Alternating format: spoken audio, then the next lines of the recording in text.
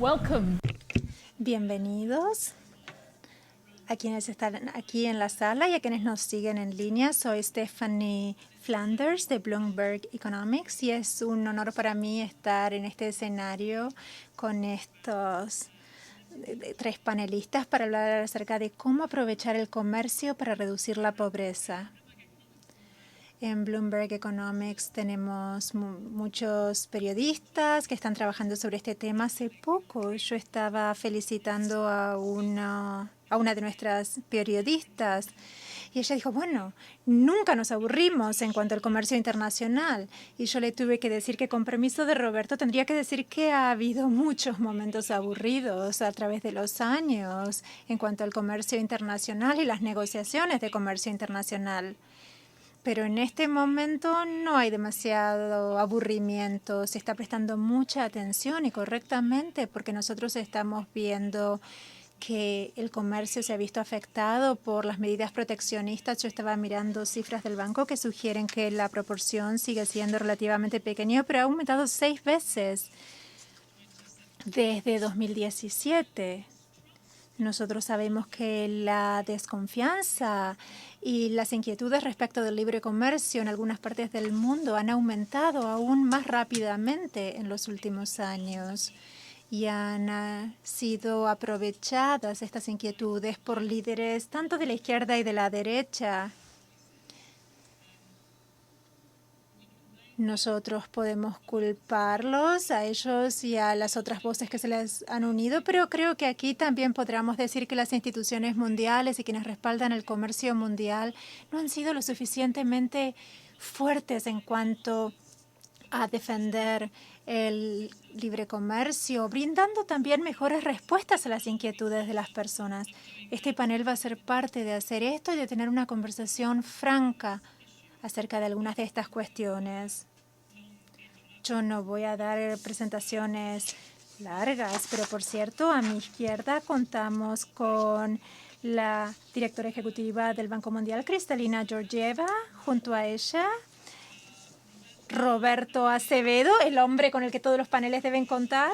Él es el secretario general de la OMC y la señora Christine Lagarde, directora gerente de la FMI.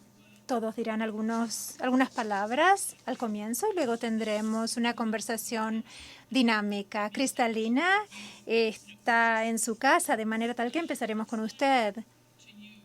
¿Qué la preocupa en este momento con respecto a la incertidumbre respecto al comercio en el mundo y los riesgos potenciales que esto podría representar para la reducción de la pobreza en las economías en desarrollo?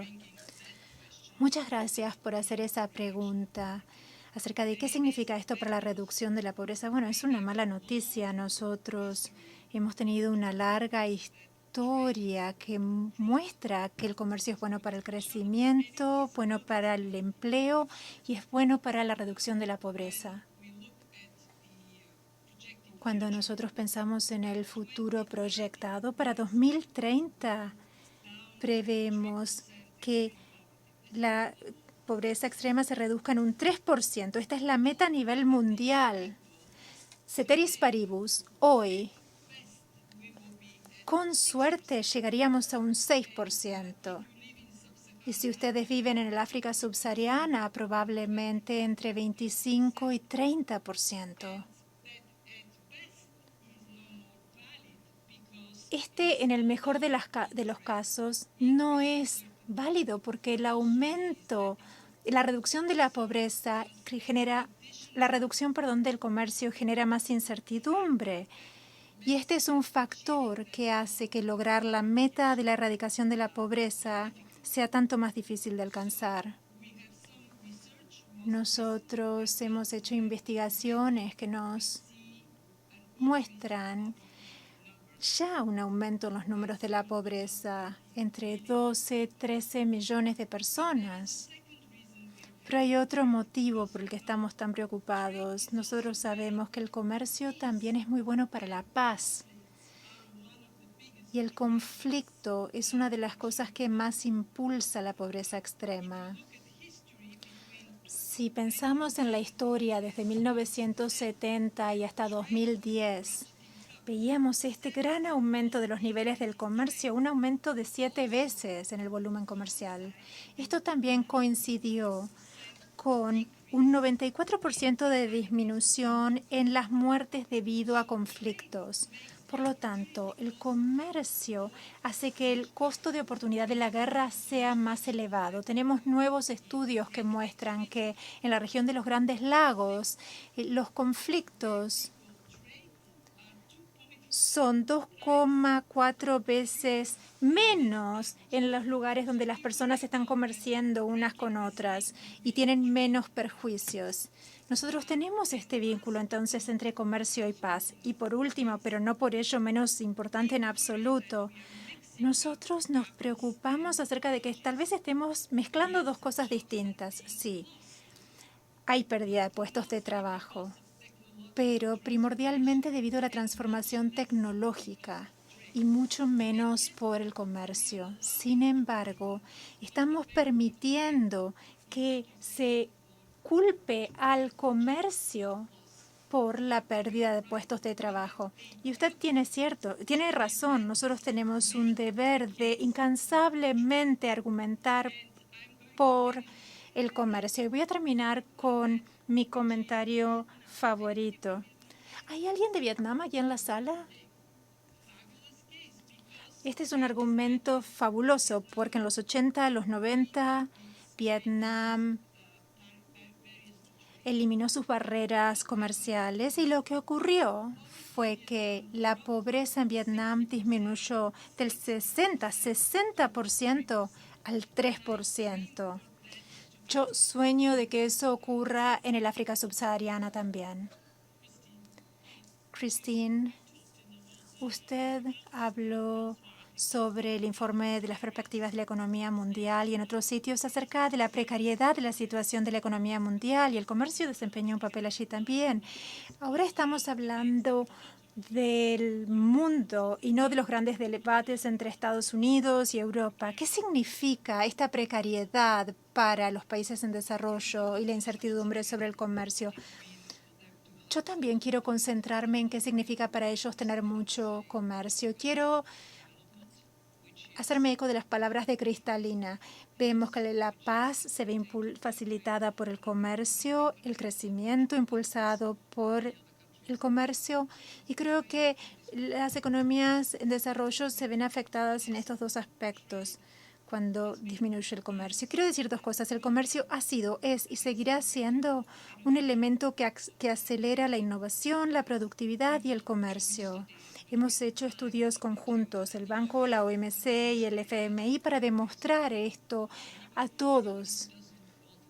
Si alguien no quiere crecer, que no tenga comercio. No conozco a nadie que diga no quiero ningún crecimiento. Primer punto. Segundo punto. El comercio reduce el costo de vida y esto ha sido así a través del tiempo, de manera diferenciada. Si pensamos en las economías avanzadas y pensamos en los hogares de altos ingresos, el costo de vida de estos hogares se ha reducido en un 25% gracias al comercio. Si pensamos en los hogares de bajos ingresos, esta reducción es de 2/3 en el costo de vida. Como resultado del comercio, esto no significa que el comercio sea la panacea, y Cristalina y soluciona esto. El beneficio de las tensiones actuales es que esto realmente está señalando a quienes han sido hechos a un lado, tal vez debido al comercio o la tecnología u otros motivos. A veces es difícil separar estos dos factores, pero tenemos un capítulo enorme que requiere atención, presupuestos asignados y atención para asegurarse de que el comercio beneficia a todos. Ese no es el caso en este momento y no ha habido suficiente enfoque en este sentido. Además, no necesitamos menos comercio, sino más. En este momento tenemos mucho comercio de bienes, productos tangibles, pero no desde los servicios. En cuanto a los servicios, nosotros todavía tenemos muchas barreras no arancelarias, también barreras arancelarias. Roberto sabe mucho más que yo sobre esto, pero lo que sí sé es que cuando pensamos en la mayoría de las economías del mundo, se apoyan mucho en el sector de servicios. 70-80% de esas economías se ven generadas por la actividad de servicios. El servicio debe ser comerciado de una manera más justa y más libre. Y todos ustedes tienen teléfonos y los están usando para registrar lo que está ocurriendo aquí. Ustedes pueden enviar eso a sus parientes, amigos o hacer un pequeño video. Gracias a esas tecnologías, muchos de esos servicios pueden trasladarse de un sitio a otro y pueden ser negociados sin problemas. Esto debe ser más libre, debe ser más fácil comerciar de lo que es en este momento.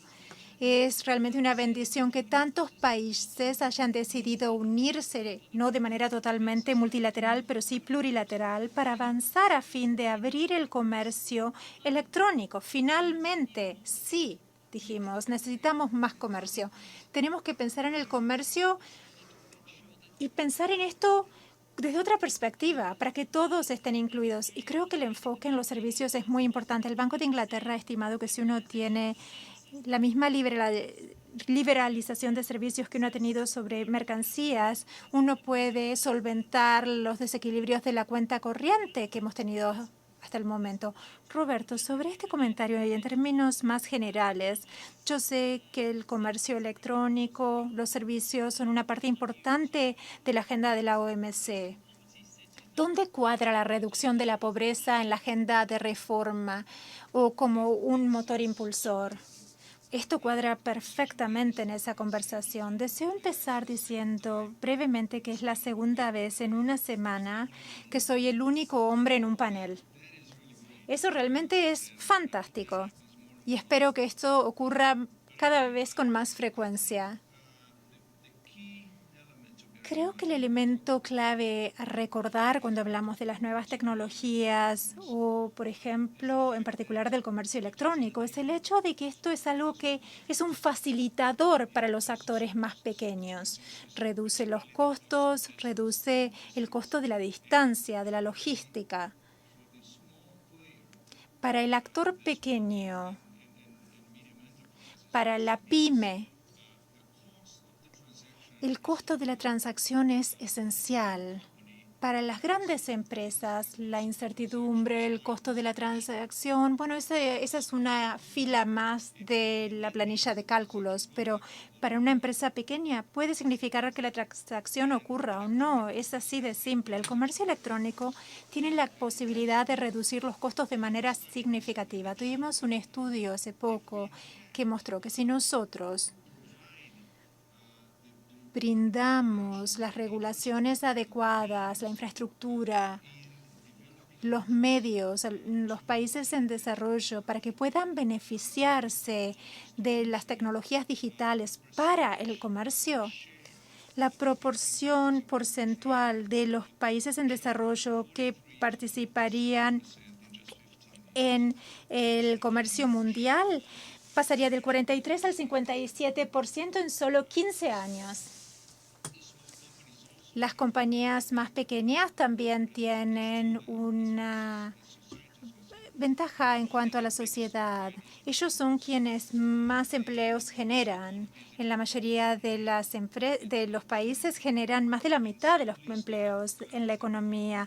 En algunos de los países menos desarrollados, más del 90% de los empleos son provistos por las pequeñas empresas. Otra característica del comercio digital es el hecho de que también genera más equilibrio de género. Algo que nosotros hemos observado en nuestras estadísticas es que la participación de la mujer en empresas que ofrecen servicios en línea se duplica comparado con las empresas que solamente trabajan en el contexto real y no virtual. Esto muestra que hay un enorme potencial cuando estamos hablando acerca de la economía digital, el comercio electrónico. Y esto es algo que realmente estamos tratando de aprovechar en la OMC. Christine mencionó la iniciativa.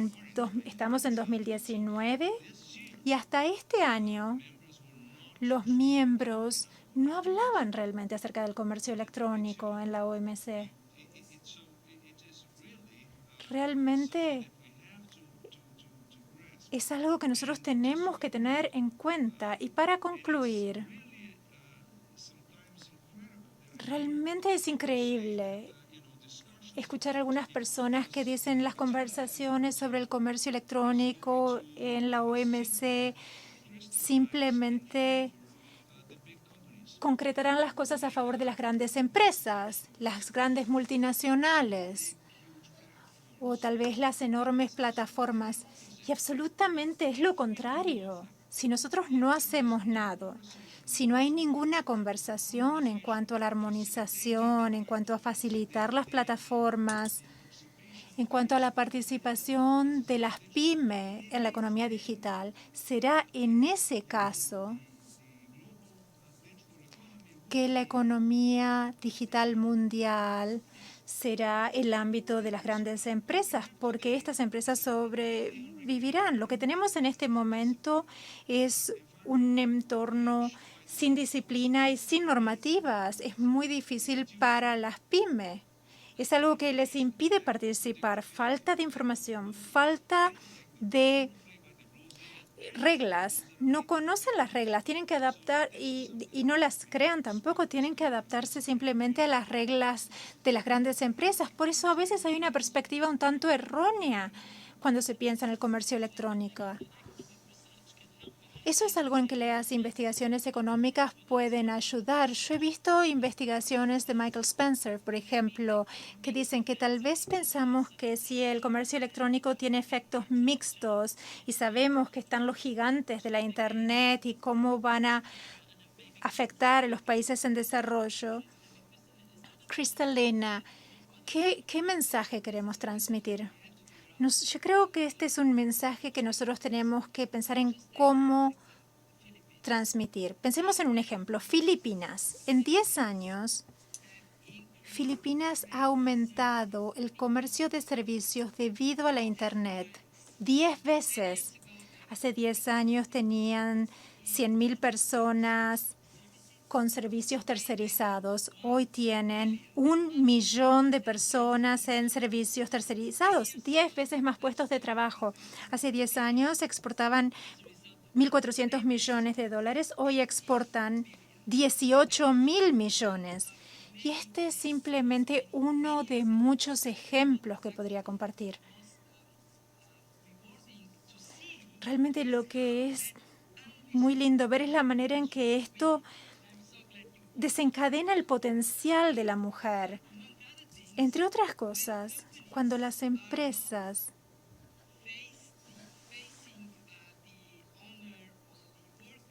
no están frente al propietario, los trabajadores, las empresas lideradas por las mujeres florecen cuando van a la sala y conocen a la persona con la que están comerciando y se trata de un hombre, tal vez no consigan hacer el negocio, pero en línea uno no puede ver, se trata de un hombre, se trata de una mujer y los negocios aumentan. Hay enormes oportunidades para generar más comercio de servicios. Tenemos que asegurarnos de que la Internet esté disponible para todos, en todos los lugares. Y tengo un comentario muy importante. Si nosotros hablamos del comercio, especialmente el comercio de servicios y también el comercio de bienes, pero no pensamos acerca de una brecha digital que cada vez se profundiza más, nos vamos a quedar a mitad de camino. África hoy tiene solo 24% de personas conectadas a Internet. En el mundo el promedio es el 50%. En las economías avanzadas es de más del 80% el nivel de conectividad.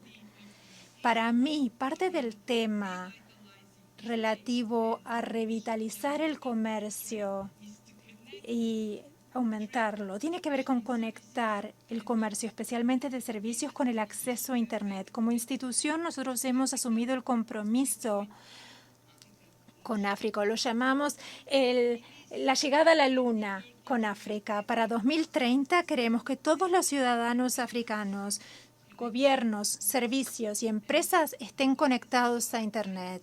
¿Por qué estamos tan entusiasmados sobre esto? Porque tenemos esa llegada a la luna con África y eso significa que el Banco Mundial será la NASA. Una gran cantidad de datos. Todos conocemos que estos datos dicen que el comercio es favorable, pero hay algunas personas que no favorecen el comercio. Sabemos que hay motivos para que esto sea así. Christine Lagarde. A mí me sorprendió mucho un comentario de Danny Roderick, que es alguien que reflexiona y es cuidadoso.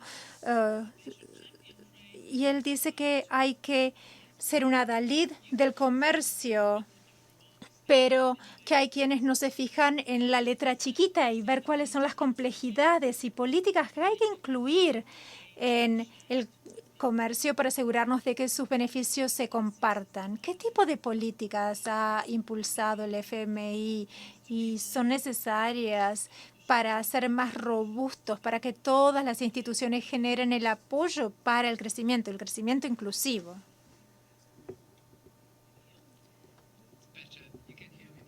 Ahora me escuchan mejor. Yo iba a decir algo, Stephanie. No necesariamente tiene que ver con el comercio. Lo que nosotros vemos en muchos países es la importancia que las políticas internas tienen con respecto al mercado laboral. La realidad, y para algunos la percepción, es el hecho de que a través de que el comercio se da en otros sitios, mi trabajo, su trabajo desaparecerá. Mi industria se va a ubicar en otro sitio. Mi tipo de trabajo se terceriza a otro lugar donde esto se hace con menor costo o por el motivo que fuere. En última instancia, mi trabajo y mi sustento desaparecen. Nosotros no vamos a ayudar a alguien en esa situación con el comercio. El comercio debe acelerarse, brindar productividad, innovación y un menor costo de vida de que hablaba hace un momento. Pero debe haber políticas laborales activas y pasivas a fin de permitir a esas personas que se sienten hechas a un lado, que sienten que sus actividades están desapareciendo, para que estas personas estén equipadas y puedan pasar a otras áreas de actividad, a otra industria, que adquieran nuevas aptitudes. Usted va a decir, y yo diré sí, va a decir que yo estoy hablando acerca de la capacitación continua y la educación. Sí, es así. Pero en el FMI lo que podemos hacer es pensar en los países que han tenido éxito y luego pensar en aquellos países que más probablemente se vean afectados por el comercio. Usted estaba hablando acerca de aquellos que están en la parte inferior de la escala de la cadena de suministro y aquellos que dependen muchísimo del comercio y quieren dotar a sus trabajadores de las habilidades para poder adaptarse al comercio. Pensemos en Singapur, Dinamarca, Suecia, Alemania y lo que están haciendo. Y menciono estos 4 países porque hemos visto en detalle el tipo de políticas que han adoptado, tanto políticas activas como pasivas. Y uno puede ver que cuando hay capacitación práctica apropiada, ha habido estudios importantes en tal sentido. Vemos que esto funciona. Es capacitación en el trabajo, no fuera del trabajo. Además, vemos que cuando uno anticipa el que habrá una transición y la facilita, eso genera una diferencia. Y también el ayudar a las personas a prepararse para el próximo trabajo. En esos países uno ve niveles relativamente bajos de desempleo e incluso a través de crisis que han implicado la caída del comercio, como ha sido el caso después de la crisis. Los números no subieron mucho en ese momento, simplemente porque había políticas que estaban ayudando a las personas con beneficios de desempleo, capacitación en el trabajo, cooperación entre los sectores público y privado. A quienes dudan sobre el comercio, yo les diría, el comercio de por sí no será suficiente. Tiene que verse respaldado y acompañado por muchas otras políticas, y las políticas laborales serán fundamentales. Pero ¿y qué con respecto a los países en desarrollo?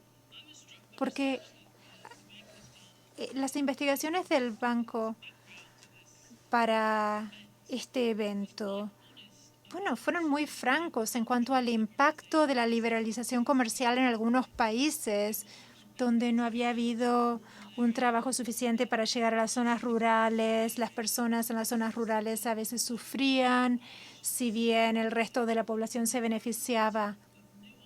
Hay muchas sutilezas en estos estudios que debemos tener en cuenta.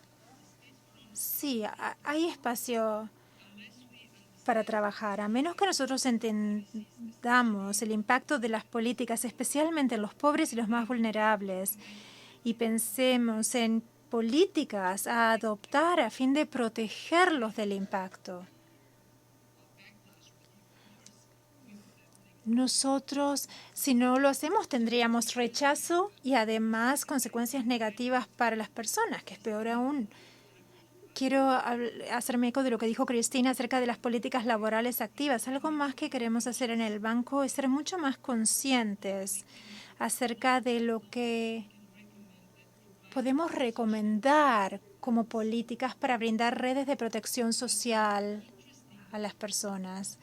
Algo más interesante aún, ¿qué políticas podemos promover que ofrezcan estas sogas o escaleras de seguridad social para que las personas puedan ayudarse a sí mismas? Nosotros sabemos que tiene que ver con el acceso al financiamiento, acceso al respaldo administrativo para los emprendedores, acceso a una Internet rápida. Yo puedo decir con mucha humildad que nosotros nos dimos cuenta de lo que solíamos hacer en un mundo que cambiaba tan rápido, realmente no era suficiente. Tenemos dos grandes iniciativas en el banco. Una, que es la iniciativa de capital humano, inversión en la persona, asegurándonos de que los países tengan una fuerza laboral más ágil y que sea más fácil de desplegar. Y la segunda iniciativa tiene que ver con entender las políticas que promuevan el emprendimiento y la autodependencia en lugar de las políticas como las redes de protección social que simplemente dan dinero a las personas pero no crean esa oportunidad de depender de uno mismo. Simplemente me gustaría hacer un comentario adicional acerca de este tema relativo a diferenciar entre tecnología y comercio. Este comentario proviene de un estudio que hicimos con la Unión Europea. Nosotros vimos que en la última década la Unión Europea había perdido 15% de los trabajos y la Unión Europea obtuvo, sepan cuántos, 15% de nuevos trabajos. Uno ve esto y dice, bueno, ¿cuál es el problema? 15 se van, 15% llegan, se compensan. No, no es el caso, porque las personas que perdieron esos trabajos no tienen las aptitudes para migrar a los nuevos trabajos. In fact, Y todo esto tiene un precio social y también político. Y si miramos el panorama político en Europa, el auge del populismo radica en esta realidad. Tenemos que confesarlo, entenderlo y tomar medidas en contra de este fenómeno, pero no caer en la trampa de decir que todo esto se debe al comercio. Si miramos en el estudio, solo es una pequeña proporción que se debe a los cambios en el comercio y los grandes cambios se deben a los cambios y las transformaciones tecnológicas. Solo para contestar a su pregunta sobre los países en desarrollo, hay que indagar las estadísticas y ver cómo se forman los flujos comerciales. Hemos estudiado los países del África subsahariana para ver cuáles son los efectos del acuerdo panafricano de comercio que recién se ha formado. Y es fascinante comprobar que la mayoría de los flujos comerciales entre el África subsahariana y el resto del mundo son productos básicos, el 84%. Pero claro, está el problema de la infraestructura, la última milla, etcétera. Pero la mayoría del comercio entre países africanos, que será el sustento de este acuerdo de libre comercio panafricano, no es en productos básicos, son productos manufacturados con valor añadido. O sea que los flujos comerciales son de diferente corte y no creo que el efecto sea único. Dependerá de las relaciones comerciales entre los países africanos. Bueno, Roberto, estamos hablando aquí muy abiertamente, con gran sinceridad, y de lo que habría que hacer para mejorar la liberalización del comercio y las políticas en general. A su juicio, ¿cuál es la parte que debe preocupar a la OMC? Si decidimos que son solo algunos casos que crean problemas, pero ¿cuál es el ámbito de preocupación de la OMC? Me parece que es muy importante empezar estableciendo un hecho. Cuando hablamos de políticas comerciales, y Cristalina lo decía hace un momento, el problema es que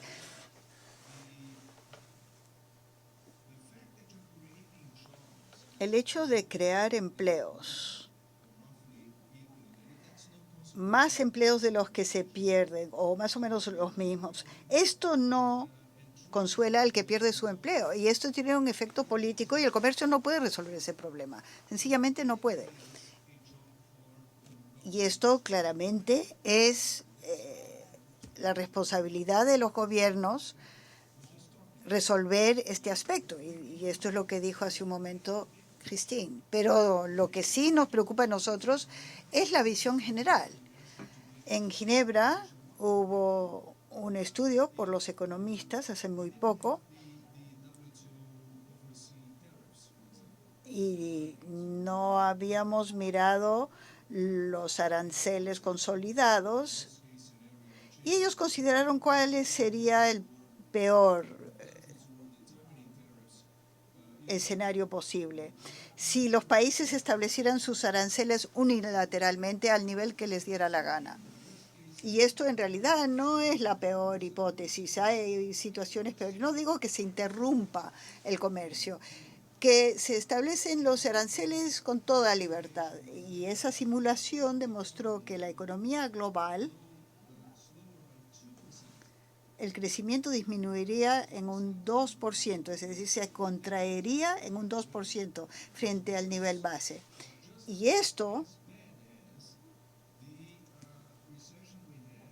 es equivalente a la recesión después de la crisis de 2008. Esto es lo que representa el comercio. 17% del comercio desapareció. Y esto es el efecto que se sintió en la economía global. Imaginen lo que esto significa en términos de empleos, de pérdidas de oportunidades, contracción de salarios. Otra cifra que puedo citar. Hicimos otra simulación diéndose el caso si se interrumpiera el comercio. ¿Cuál sería el efecto? Y fui a un seminario y un señor ahí explicaba cuál era el resultado de las encuestas que habían realizado. Una de las preguntas era, ¿piensan ustedes que el comercio reduce el precio de la compra? Y este estudio se hizo en más de 40 países y en ninguno de ellos se obtuvo una respuesta positiva, que el comercio reduce los precios de los productos a la venta, ni siquiera en uno. Y esto es una base económica, o sea que hay un malentendido fundamental. ¿Qué es lo que sucedería si no hubiera comercio internacional en absoluto? Los estratos más pobres de la sociedad, ¿qué perderían más? Hubo un estudio de UCLA, 65% del poder adquisitivo se podría perder en los estratos más pobres. Si tiene un ingreso de $1,000 al mes sin el comercio, estaría ganando 3.700 de 1.000. Ese es el efecto. No solo necesitamos una previsibilidad, ese es un factor absolutamente crítico para el comercio, pero es también importante que sea incluyente. O sea que el trabajo que estamos haciendo ahora es facilitar el comercio y tratar de asegurarnos de que los beneficios del comercio mundial alcance a todos. Hay un grupo de unos 80 países que están hablando de mejorar la situación para las pymes. El comercio electrónico es otro tema. Otro está tratando de la facilitación de las inversiones, cómo facilitar el flujo de las inversiones en beneficio de los países en desarrollo. Otro trata de empoderamiento de las mujeres. Creo que con todo este trabajo la OMC puede ayudar para garantizar que las normas y disciplinas que entren en vigor puedan lograr que una población mayor se beneficie del comercio. Dice que hay que mirar el panorama general y que los gobiernos deben responsabilizarse para ayudar con estas dislocaciones que se producen. Pero lo que pasa es que si solo lo dejamos en manos de los gobiernos y no hacen nada, todo el sistema queda en peligro porque perjudica a algunas secciones de la población muy directamente. Quizás debería haber más empuje para que los gobiernos se hagan cargo al mismo tiempo que se logra la globalización. No, yo creo que lo primero es sacarlos de su zona de confort y esto es lo que el Fondo Monetario, el Banco Mundial y la OMC trata de hacer. Hemos publicado documentos, estudios que dicen, ustedes tienen aquí una responsabilidad, no pueden depender de que les llegue una respuesta de las nubes o de una organización internacional. Les podemos informar, les podemos dar unas pautas, pero las acciones y las decisiones las toman los gobiernos. Nosotros no lo podemos hacer.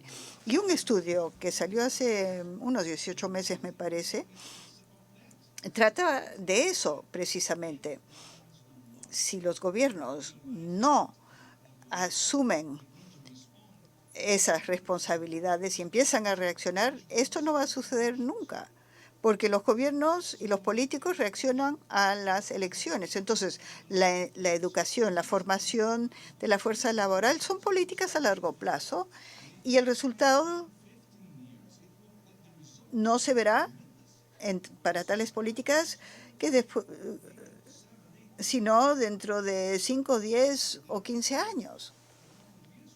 Y ellos se preocupan por lo que va a pasar dentro de un par de años. Y claro, están buscando un chivo expiatorio. Yo no puedo tener la culpa, no es mi culpa, yo no hice nada. No, son las importaciones de tal país o tal otro lugar, o es la culpa de los emigrantes o la fuerza laboral que está llegando y está perturbando la situación. Es muy fácil buscar a un chivo expiatorio y eso oculta la búsqueda de las razones reales por estos fenómenos. Y por eso el trabajo del Fondo Monetario, del Banco Mundial y de la OMC es fundamental. Debemos garantizar que los hechos y el diagnóstico real sea patente y público. Otro reto que se plantea y viene de otra orientación, y ya lo menciono, es la tecnología. Cristalina podría escuchar mi podcast porque me refiero a su país favorito, Vietnam. Y hablamos de los beneficios que han sacado de la guerra comercial entre Estados Unidos y China. Si consideramos un país como Vietnam, y es un modelo clásico de desarrollo basado en el comercio, uno aumenta su posición en la cadena de valor, es un cuento muy trillado. Lo que se plantea ahora es si hay otros países que podrán dentro del sistema global seguir por ese sendero. Porque los mismos productores que quizás estén buscando mano de obra más barata que la que ahora encuentran en la China, dicen que podrían ir a Vietnam o comprar robots. ¿Cómo afecta esto la visión de que el comercio tiene efectos potencializadores? Bueno, la tecnología cambia la situación. Si uno va a Bangladesh, la industria textil es el principal motor del crecimiento y del empleo. Están importando robots de Alemania y en vez de tener principalmente a las mujeres trabajando en estas fábricas, tienen robots. Hay que adaptarse a esas nuevas realidades. Todos nosotros nos tenemos que adaptar. Pero hay algo que algunos olvidan, y lo mencionó Christine. Cuando hablamos de los motores del comercio y del crecimiento, siempre pensamos en las grandes multinacionales. Y si pienso en el caso del África, por ejemplo,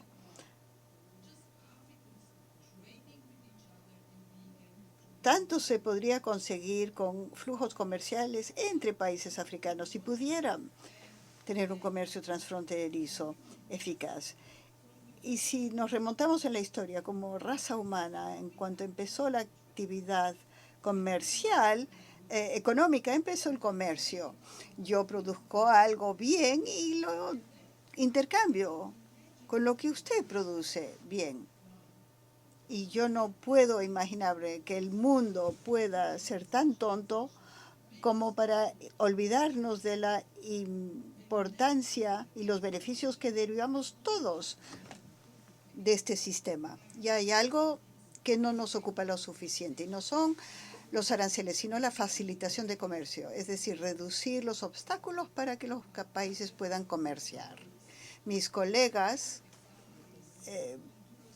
tengo un ejemplo favorito, entre Honduras y Guatemala. Debido a trámites transfronterizos y derechos de aduana, inspecciones, demoraba 10 horas para que un camión pueda atravesar la frontera y los conductores tenían hamacas y tenían que descansar 10 horas en la frontera. Con la facilitación de comercio se redujo de 10 horas a 15 minutos. Claro que hay un efecto negativo comercial para los productores de hamacas, pero aparte de eso, los estudios dicen que si el África consiguiera reducir por la mitad los obstáculos a la facilitación del comercio, el PIB del África aumentaría en un 12%. Si el África eliminara los aranceles por completo, el PIB aumentaría en un 5%. Lo que estoy tratando de decir con esto es que tenemos que tener presente siempre los intereses económicos de los países y hay que contarles la historia y decirles por qué estaríamos totalmente perdidos si no sostuviéramos el principio de la especialización y del comercio. Christine, me interesa también su perspectiva sobre este tema, si la tecnología, la automatización cambia el rumbo hacia el desarrollo y el papel que desempeña el comercio, o solo forma parte de la historia que ya conocemos. Yo creo que la tecnología nos va a obligar a cambiar nuestra óptica de la competencia, de la fiscalidad, del comercio. Nos hemos centrado tanto en el comercio de mercancías cuando el comercio de servicios es una mina con un potencial tan inmenso para la mejora de la productividad, para las innovaciones, etc. Yo creo que mejoras tecnológicas transformarán todo esto, yo lo creo, y este es un factor económico muy positivo. Si no hubieran mejoras tecnológicas, quizás nos quedaríamos con bajas tasas de interés y y de productividad y de innovación, etcétera. Sí tendrá un efecto en el comercio, pero lo que me parece a mí fascinante, y estaba escuchando esta conversación, es que todos nos quejamos del comercio. Sin embargo, usted es tan popular ahora mismo, que sea el único hombre o que sea el chivo expiatorio, pero es muy popular, porque todas las quejas se las presentan a ustedes. Tienen una montaña de quejas por violación de normas, por incumplimiento de principios o violaciones en la OMC. Tienen una larga lista.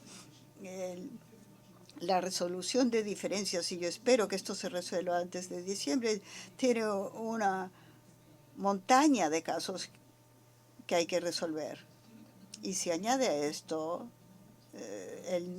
los acuerdos comerciales que hay en el mundo, que sean bilaterales o plurilaterales, o al nivel sublateral, sobre comercio electrónico, inversiones, por ejemplo. Hay una frenesí de actividad. Europa, Canadá, Europa, Japón, el TPP, etcétera. Un sinfín de actividad. Nadie está en contra del comercio en realidad. Hay que entender qué es lo que no funciona en el comercio y cómo puede mejorarse el sistema de gerencia.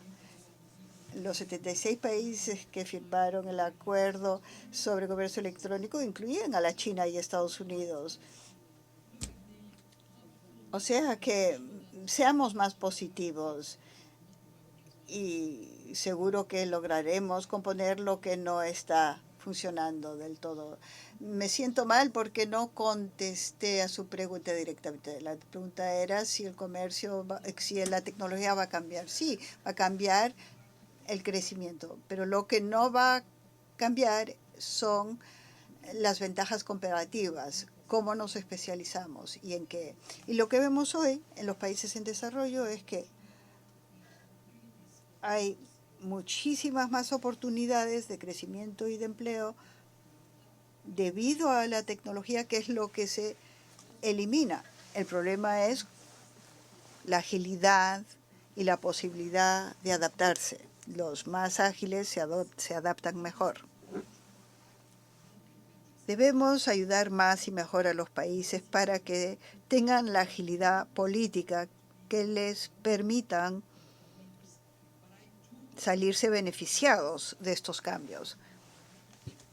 El riesgo de la brecha digital me preocupa mucho, que algunos queden marginados por no tener conectividad. Y sin embargo, esto también presenta una enorme oportunidad, porque el África puede saltarse por encima de ciertas etapas y sabemos que con esta tecnología pueden avanzar a toda velocidad.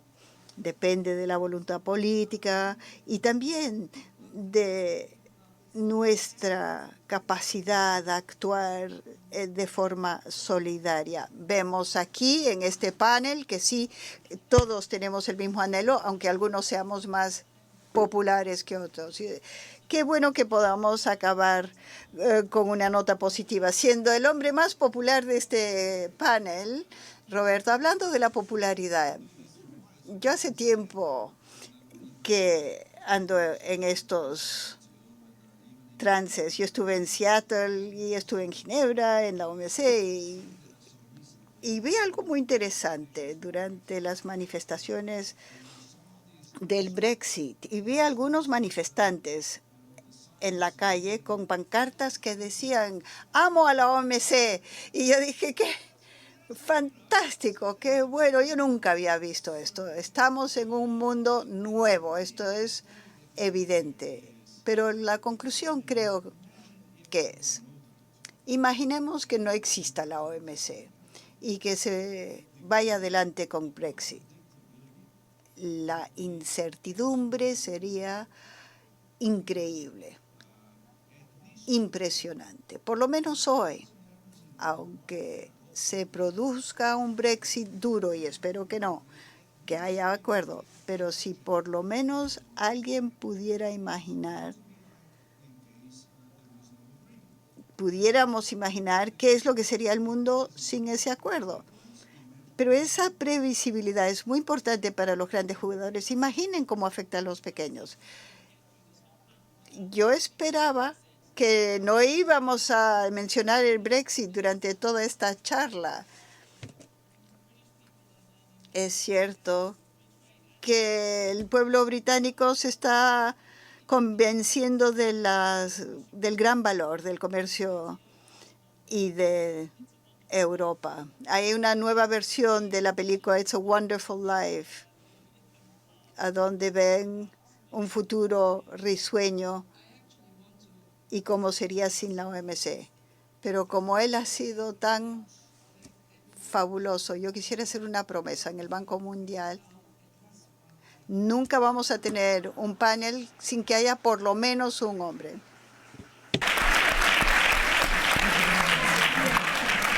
Well, thank you very much. Muchas gracias a todos ustedes. Ya sé que han llegado muchas preguntas en línea que no hemos podido contestar. Qué bien que hayamos podido acabar en una nota positiva. 80% del público están a favor del comercio, aunque no sepan exactamente cuáles son los beneficios. Muchas gracias a ustedes.